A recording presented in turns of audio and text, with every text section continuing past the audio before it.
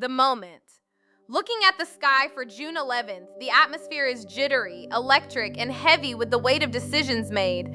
The cyclic index is sitting at nearly 800 and rising, which suggests we are in a period of dispersal. Energy isn't just sitting there, it's actively scattering, making it hard for the government to maintain a cohesive narrative. The sun is sitting right at the top of the chart, the midheaven tightly conjoined. In mundane astrology, this is the seat of the executive, the prime minister, and the government's public face. The fact that the sun is here in such a tight lockstep tells us this day is defined by a visible, high-stakes confrontation with the nature of authority. We are seeing a government that is trying to clamp down and speak with one voice, but the machinery is grinding. Mercury, which rules communication and the press, is in a hard square aspect to Saturn. Saturn is the planet of restriction, the state apparatus, and boundary. When you put these two in a fight, you get silence, censorship, and chilling decrees, exactly the kind of warning issued by the Healthcare Coalition regarding the NHS and commentary on Palestine. This isn't just a disagreement, it is an order to shut down, a literal application of state power to control the narrative. At the same time, Mars is in Taurus, the sign of money and resources, locking into a harmonious trine with the ascendant. While this looks nice on paper, in mundane terms, it brings the conflict out of the abstract and into the wallet. This is the monetary trigger. Mars represents the military and the will to act, and in Taurus, it draws a line in the sand over funding. This configuration perfectly frames the Defense Secretary's resignation. A leader walks away because the will to act, or Mars, cannot survive the reality of the budget, represented by Taurus and Saturn. It is a protest turned into a decisive break. What it touches. When we look at United Kingdom's own birth chart from 1801, the shocks to the system are registering deep in the nation's foundational structure. We are seeing a rare and volatile activation. Transiting Uranus is in an exact square to the UK's natal Pluto. Uranus brings sudden shocks, rebellion, and the urge to break free. Pluto represents deep state power, nuclear matters, and the underground apparatus of control. When these two collide, the established order doesn't just get a bad review, it gets rattled to its core. This isn't about a policy tweak, it's about an existential threat to how power is exercised. This pressure is underscored because the true node, the point of fate and destiny, is sitting right on top of that natal Pluto. The UK is being forced against its will to confront its own power structures. The resignation of a cabinet minister isn't just a personnel change, it is a symptom of this Pluto friction.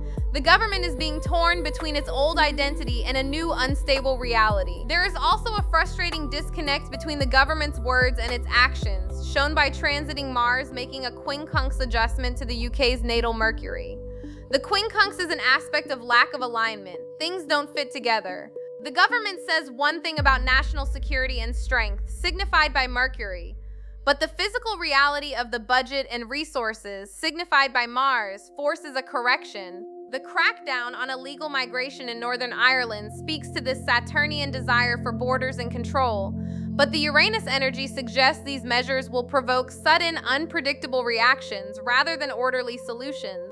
The tension is between the state's desire for absolute control, or Saturn, and the chaotic reality of its systems, or Uranus. The tarot imagery here feels like the Tower card. Structures that we thought were solid are revealing their cracks.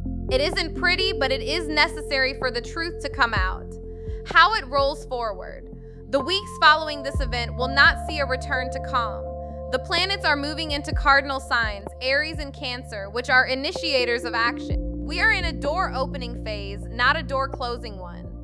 As Mercury moves into Cancer shortly after this event, the discussion will shift from cold, bureaucratic censorship to emotive arguments about national security, welfare, and the family of the nation.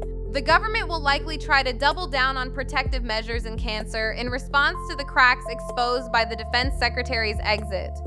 The Uranus-Pluto square that is exact right now does not disappear overnight. This is a long-term pressure valve. As the cyclic index continues to rise toward dispersion over the next month, expect the leaks to continue. The censorship attempts regarding the NHS and Palestine will likely face stronger backlash as Uranus in Gemini, the sign of media, incites a rebellion against information control. The intensified crackdown on migration will meet resistance not necessarily through traditional political channels, but through sudden disruptions or legal challenges that catch the state off guard. We are watching a government that is trying to tighten its grip while the ground beneath it is turning liquid. The suggestion here is to watch the fallout from the Defense Secretary's resignation, not just who replaces them, but what that split reveals about the hollowing out of the military budget. The money and the mission are no longer speaking the same language. Summary: the astrological climate of mid-June 2026 marks a volatile confrontation for the UK government, characterized by a sudden rupture in defense leadership and strict attempts to control the public narrative on healthcare and migration. We are seeing government instability and resignations as transiting Uranus shocks the UK's natal Pluto, exposing deep flaws in the state's power structure. We are also seeing strict censorship and information control driven by a harsh Mercury-Saturn square, manifesting in the chilling warnings to NHS staff. There is a budgetary conflict in the military triggered by Mars in Taurus, highlighting the disconnect between defense ambitions and financial reality. Simultaneously, there are sudden shifts in border policy in Northern Ireland as the state attempts to enforce order amidst a climate of systemic upheaval. Finally, there is rising public and institutional dissent as the cyclic index climbs toward dispersal, suggesting that efforts to clamp down will only scatter dissent further. The period ahead demands a reckoning with the gap between the government's authority and its actual capacity to govern.